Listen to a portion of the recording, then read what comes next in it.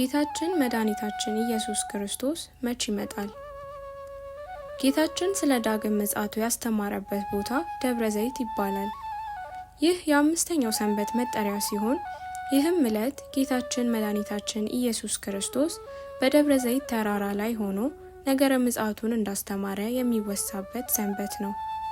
ደብረ ዘይት የስሙ ትርጓሜ የዘይት ተራራ ማለት ነው።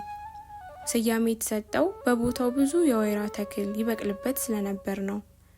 እርሱም በደብረ ዘይት ተቀምጦ ሳለ ደቀ መዛሙርቱ ለብቻቸው ወደ እርሱ ቀርበው ንገረን፣ ይህ መቼ ይሆናል? የመምጣትህና የዓለም መጨረሻ ምልክቱ ምንድነው? አሉት። አመጣጡስ እንዴት ነው ቢሉ ጌታ ይህንን ዓለም ለማሳለፍ ለሁሉም እንደ ስራው ለመክፈል በግርማ መለኮቱ ይመጣል።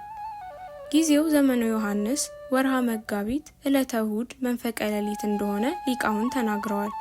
የሚያውቀው የለም ይባል አይደል ቢሉ እውነት ነው፣ የሚያውቀው የለም። ብዙ የዮሐንስ ዘመን፣ ብዙ የመጋቢት ወር፣ ብዙ የእሁድ ዕለት አለና ለይቶ የሚያውቀው የለም። ሞት ለማንም አይቀርምና ሁሉም ይሞታል።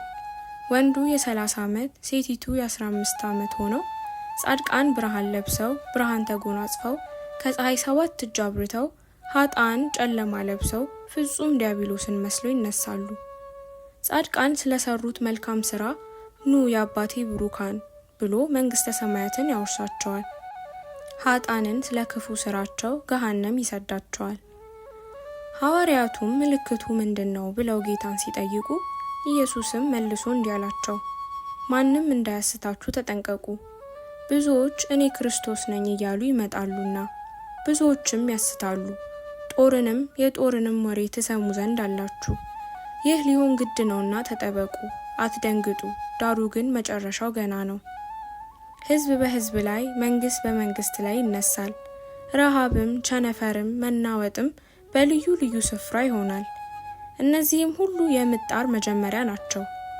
በዚያን ጊዜ ለመከራ አሳልፈው ይሰጧችኋል፣ ይገድሏችሁማል።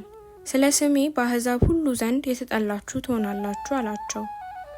የዕለቱ ምስባክም እግዚአብሔርሰ ገሃደ ይመጽእ ወአምላክ ነሂ ኢያረምም እሳት ይነድድ ቅድሜሁ። ትርጉሙም እግዚአብሔር በግልጥ ይመጣል፣ አምላካችንም ዝም አይልም፣ በፊቱም እሳት ይነዳል።